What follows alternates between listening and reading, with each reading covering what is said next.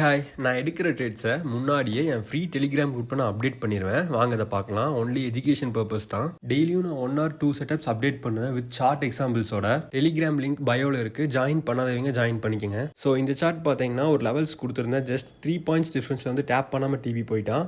And இந்த மாதிரி தான் லெவல்ஸ் கொடுத்துருவேன். இந்த லெவல்ஸை டேப் பண்ணிட்டு மார்க்கெட் ஃபாலோ ஆகும்ட்டு அதே மாதிரி ஃபாலோ ஆயிருக்கு. இதை யூஸ் பண்ணி நீங்கள் ட்ரேட்ஸ் பண்ணிக்கலாம். அண்ட் இந்த லெவல்ஸில் வந்து மார்க்கெட் ஃபாலோ ஆகும்னு போட்டிருப்பேன். ட்ரேட்ஸோட லாஜிக்கும் நான் பின்னாடி சொல்லியிருப்பேன் பாருங்கள். இதான் லாஜிக் பிஹைண்ட் தி ட்ரேட்ஸும் நான் எக்ஸ்பிளைன் பண்ணியிருப்பேன். இந்த ட்ரேட் பாருங்கள், லெவல்ஸை டேப் பண்ணிட்டு மேலே தான் போச்சு, ஆனால் கீழே வந்து எஸ்எல் அடிச்சிருச்சு. ஸோ அடுத்து புட் ஆப்ஷன் பை பண்ணி அந்த லாஸை ரெக்கவர் பண்ணியிருப்போம். இந்த மாதிரி தாங்க சார்ட்ஸ் அப்டேட் பண்ணிட்டே இருப்பேன். இதில் பாருங்கள், அந்த ப்ளூ பாக்ஸ் டேப் பண்ணு போட்டிருக்கேன். அந்த ப்ளூ பாக்ஸ் டேப் பண்ணிடுச்சு. ஸோ இந்த மாதிரி லெவல்ஸ் தான் கொடுத்துட்டே இருப்பேன். இதில் கீழே இருக்க ப்ளூ பாக்ஸை டேப் பண்ணிட்டு மேலே போகணுன்ட்டு அதே மாதிரி அந்த இடத்துல பட்டு மேலே போகும். இந்த இடத்துல நீங்கள் கால் ஆப்ஷனை பை பண்ணி ப்ராஃபிட் பண்ணியிருக்கலாம். ஜஸ்ட் ஒரு என்ட்ரி மாதிரி இல்லாமல் ஒரு அனலைஸும் நான் ஷேர் பண்ணுவேன். இது வந்து பார்த்திங்கன்னா ஃப்ரைடே வந்த ட்ரேட்ஸு. என்னோடய லெவல்ஸ் பார்த்திங்கன்னா இங்கே டேப் பண்ணிட்டு மேலே போகணும். ஆனால் மார்க்கெட் இவ்வளோ தூரம் வந்துட்டு லிக்விட்டி எடுக்கல. ஸோ மேலே போயிடுச்சு. அங்கே ஒரு செட்டப் கொடுத்துருப்பேன்.